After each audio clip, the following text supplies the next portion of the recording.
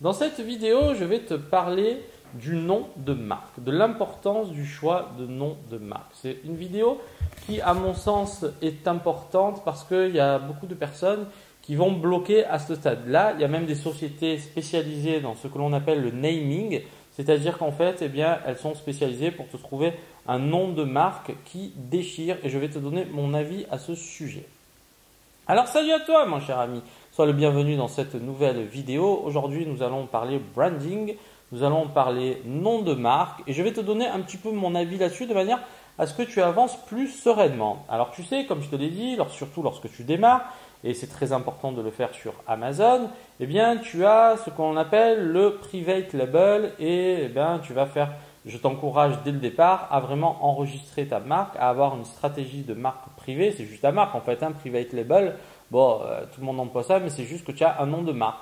Bon, pourquoi je t'encourage à le faire? Tout simplement pour protéger tes offres. Il faut que tu saches que lorsque tu fais partie du brand registry, du registre des marques Amazon, si un concurrent vient se greffer sur tes offres, tu peux l'éjecter et donc protéger tes offres. C'est ce qui est le plus pérenne sur le moyen long terme.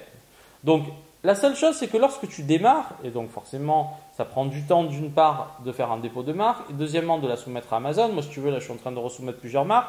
Je dois être à 4 ou 5 mois d'attente. Là, c'est tous les jours, à peu près une fois par semaine, je reçois un mail. Nous travaillons sur le problème technique. C'est complètement ridicule. Enfin, bon, bref, il y a des choses un petit peu aberrantes, mais ça ne m'empêche pas d'avancer. Mais tout ça pour te dire que, ça prend beaucoup de temps d'avoir une marque enregistrée. Donc, il faut que tu le fasses dès le départ. Mais là, il y a deux problèmes. Le premier, c'est que tu ne sais pas encore ce que tu vas commercialiser et parfois, alors soit tu es une entreprise établie et dans ce cas-là, tu as déjà une marque, donc pour toi c'est plus facile, mais il y a énormément de gens qui débutent et qui ne savent pas réellement ce qu'elles vont faire. Donc, mon conseil, c'est d'une part d'utiliser un nom de marque générique. C'est-à-dire que si tu ne sais pas quel type de produit tu vas commercialiser, si par exemple au départ, tu pars par exemple dans un presse-agrumes, et que par exemple tu vas appeler ça Agrumes Kitchen. Bon, là tu es mort. Pourquoi tu es mort? Parce que Agrumes Kitchen, si demain tu vas commercialiser des accessoires pour chiens, on va pas trop comprendre. Si demain tu vas commercialiser des outils pour la voiture, on va pas comprendre, etc., etc. Donc si tu veux, moi ce que je te conseille, c'est de trouver un nom qui n'a aucun rapport avec rien. Pourquoi ça? Parce que tu es sûr que cette marque s'adaptera à tout type de produit. Donc si tu veux, par exemple, voilà, tu vois là, tu sais les micros, la Zoom, tu sais, c'est sympa ces petits micros avec les cellules caryotypes et les XY là. Bon voilà, tu vois, moi je t'enregistre mon son, parfois je prends le Zoom. Franchement, c'est nickel. Bon, Zoom, si tu sais pas que c'est un micro, ça pourrait être tout et n'importe quoi, Zoom. Maintenant, Apple, ça pourrait être tout et n'importe quoi. Panasonic, ça peut être tout et n'importe quoi. Donc il y a le mot Sonic qui a une petite connotation un petit peu électronique. Dyson, on ne sait pas, etc., etc. Donc si tu veux aujourd'hui, je vais te donner deux conseils. Le premier, donc tu l'as compris, prends toujours un nom de marque générique. Le deuxième conseil, ne te prends pas la tête, et je répète ça, ne te prends surtout pas la tête pour chercher un nom de marque. On n'en a rien à foutre. Donc il y a des gens qui vont me dire ouais, tu dis n'importe quoi, c'est pas vrai. Il y a même des gens qui sont spécialisés dans le naming. On n'en a rien à cirer. C'est qu'est-ce que tu vas faire autour de ton nom de marque qui va faire que ça va plaire ou non. Voilà. Pose-toi cette question. Regarde un petit peu autour de toi. Apple. Bon, Apple à la base, tu le sais très bien. Ça veut dire pomme. Quel rapport avec l'informatique? Ça cartonne parce que Apple font des produits de qualité. Tu le comprends ça? Encore une fois, donc Sony. Sony fait du matériel électronique, grand public et professionnel, d'excellente qualité. Donc si tu veux, ne te prends pas la tête, mets des initiales, tu n'en as rien à cirer. Vraiment, moi à une époque, je perdais énormément de temps pour trouver des marques percutantes et je me suis rendu compte, quand tu prends du recul et que tu analyses, franchement, on n'en a rien à cirer. Manfrotto, tiens, j'utilise un super pied Manfrotto. Bon, Manfrotto, ça veut rien dire. Peut-être, je sais pas, je parle pas italien. Peut-être que ça veut dire quelque chose, Manfrotto, mais pour moi, ça veut rien dire. Bon, voilà, Manfrotto, juste encore une fois, qu'est-ce qui fait que les marques fonctionnent aujourd'hui? Là, tout ce dont je t'ai parlé, Apple, les micros Zoom, Manfrotto, Panasonic, Sony, toutes ces marques, qu'est-ce qu'elles font? Elles font des produits de qualité, elles font pas de la merde. Alors tu peux trouver dans des gammes de produits premier prix un petit peu des trucs bidons, mais au-delà de ça, tu vas toujours trouver de la qualité. Et c'est ça que tu dois, vraiment, ça doit être le fil directeur de ton projet. Ton fil directeur, ça doit être fait des produits de qualité, la marque sera mise en avant de façon naturelle. Et ça, c'est très important de le comprendre. Donc encore une fois, si tu commences à réfléchir, ouais, je vais faire ci, je vais faire... On s'en fout, prends des initiales. Par exemple, je sais pas si tu t'y connais un peu en bijoux. Bien un truc, franchement, ils les vendent très... Bah tiens, allez les montres. Alors tout le monde te parle, allez les montres, te parle de Rolex. Bon, moi perso, Rolex, je trouve que ça fait... J'en parlais avec un ami, tiens, hier soir. On parlait des montres.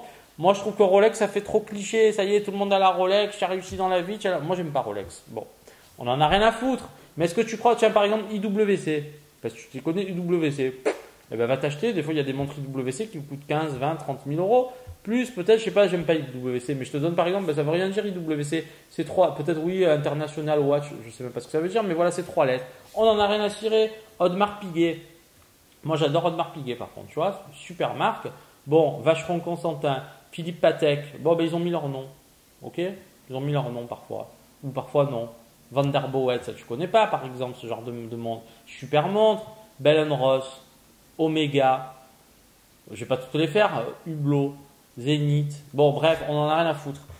Cartier. Bon, Cartier, quel rapport? Cartier, moi, ça me fait penser à un quartier de pommes. Bon, et pourtant, c'est des montres de luxe. Alors, même si ça s'écrit pas pareil, ok.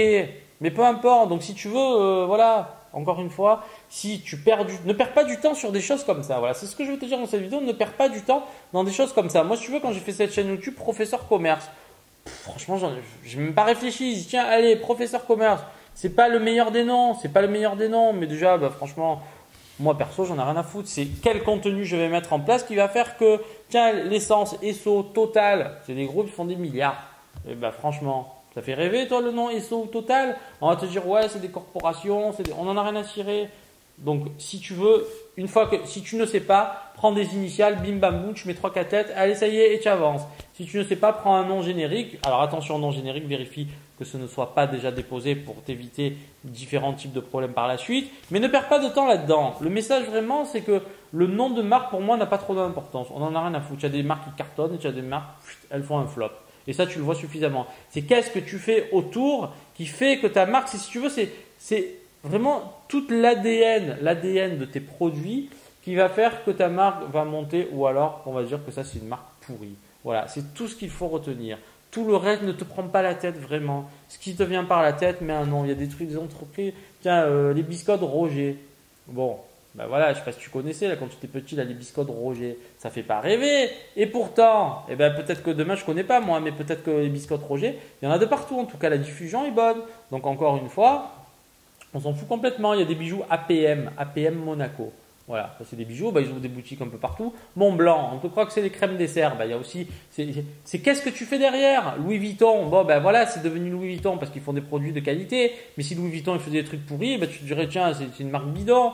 Bon, et ben voilà, ben pourquoi tu aimes Louis Vuitton? Parce que derrière, c'est vraiment un produit ultra qualitatif, ultra luxueux, un environnement qui est complètement vendeur, donc ça fait que ça fonctionne. Donc encore une fois, toi derrière, si tu ne sais pas, juste, et tu le vois, je te le dis tout le temps, mais c'est tellement universel, et j'espère que tu comprends tout ça, qualité, bien plus important que le nom de marque, qualité. Alors si possible, essaye de faire un nom de marque facile à retenir. Essaye de faire un nom de marque facile à retenir, comme ça les gens vont le retenir facilement, mais ça s'arrête là. Voilà, si tu peux. Si tu peux pas, c'est pas grave. Alors oui, on va te dire, mais non, n'importe quoi, nanana, chaque nom. Non, qu'est-ce que tu fais derrière pour qu'on ait l'impression que ce que tu fais, c'est des produits de qualité, c'est la chose la plus importante. C'est ce que je voulais te dire dans cette vidéo. Allez, je te dis à bientôt.